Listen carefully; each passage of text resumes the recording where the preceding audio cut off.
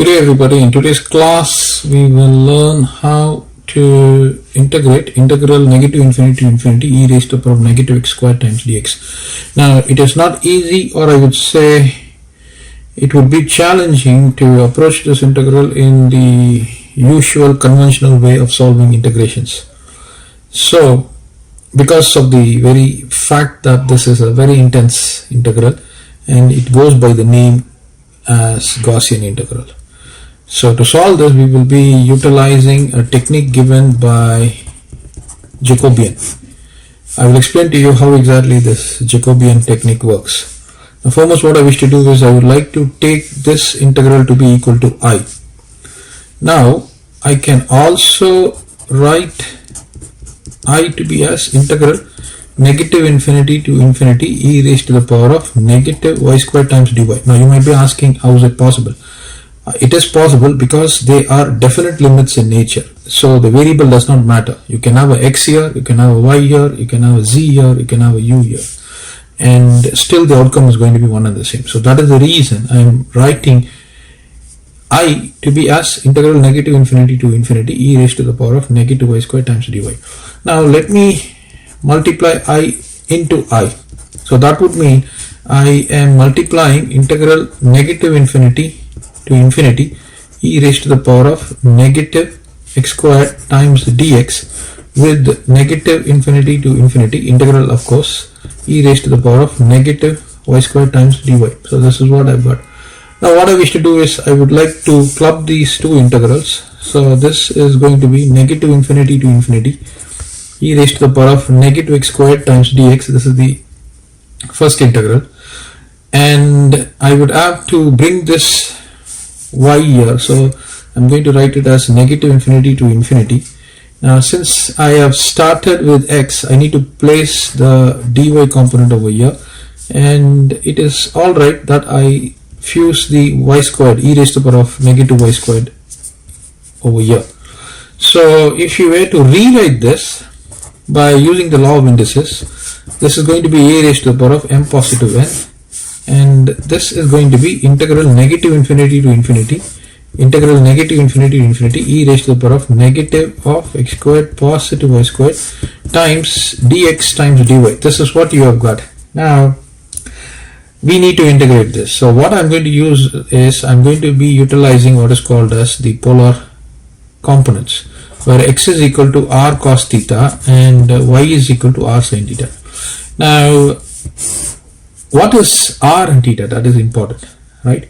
Now if you were to locate a point, right, so this is x-axis and this is y-axis. If you were to locate a point on the x and y-axis, say a point is like this. Now this is the origin. From the origin, if you were to connect this point, now this would be the distance. Now this distance is given as r. Now the angle of inclination of this line with the axis is given by theta. In other words, you would be able to get this entire region by varying the values for r.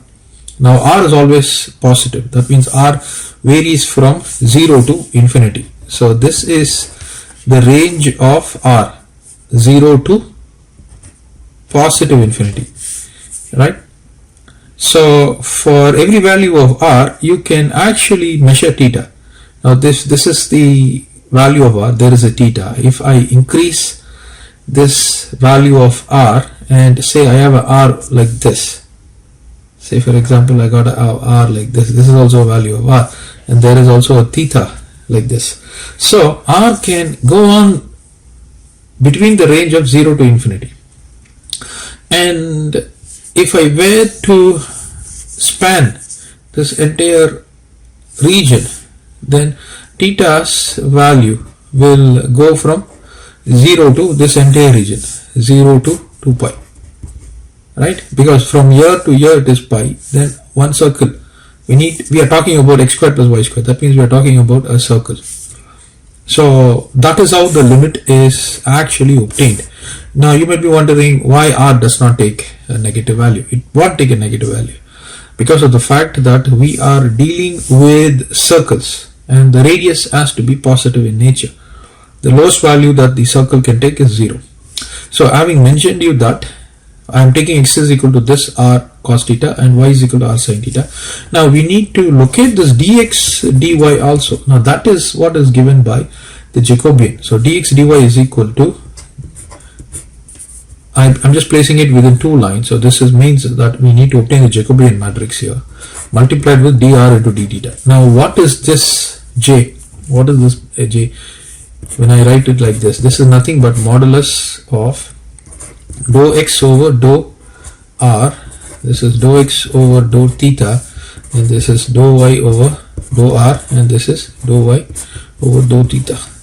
Okay, so always remember this is the value that you need to find whenever you see the symbol. Okay, now I need to get dou x over dou r. So what is dou x? That is differentiating x with reference to r. So that means r is the only variable. So that would mean I get cos theta because theta is constant. So go and place here cos theta. Now dou x over dou theta. That means now theta is the variable here. Dou x over dou theta. Right? So you differentiate everything with reference to theta. So that means r would be there. Differential of cos theta is negative sin theta. So this is going to be negative r times sin theta. Now you need to find dou y over dou r. Dou y over dou r is sin theta. As I mentioned to you, r is the variable here. So this is going to be sin theta. Now dou y over dou theta. Now this is going to be the functional variable. So this will be giving me cos theta, r into cos theta. Now matrix multiplication. This is very important. Now matrix multiplication plays a very vital role in all forms of science and technology. So have that in mind. In this case, this is actually a determinant. I'm actually performing a product with determinant. So, and every determinant operation is actually a part of a matrix operation. So that is imperative to understand here, because if you want to solve a matrices, we need to approach the how would I put it? We need to resort to the mathematical application of determinants. Okay, so having mentioned that, I multiply r into cos theta. This is going to be cos theta in cos theta. It's going to be cos square theta. And when you go here, you need to carry a negative sign. So negative becomes positive. So this is going to be r sin theta. So square theta, sin square theta, sin theta into sin theta is sin square theta. So if you were to take r out, this is going to be cos square theta positive sin square theta. Now cos square theta positive sin square theta is a trigonometric identity, which will give me 1, which is equal to 1. Which is equal to r times 1, which will give me r. Okay, so having got that, the Jacobian value is r there. So now dx dy is equal to r into dr d theta. Okay, so it is imperative to understand this is how we are getting r into dr into d theta. I have seen some videos where they simply just take x is equal to r cos theta, y is equal to r sin theta, and in place of dx dy they will simply go outrightly, they are substituting r into dr and d theta. But the question is, how are they coming? That is the most important question, right? So because in all these things have got physical applications, so have that in mind. And when you talk about physics and mathematics, the all important question is how and why. So these two questions have to be answered.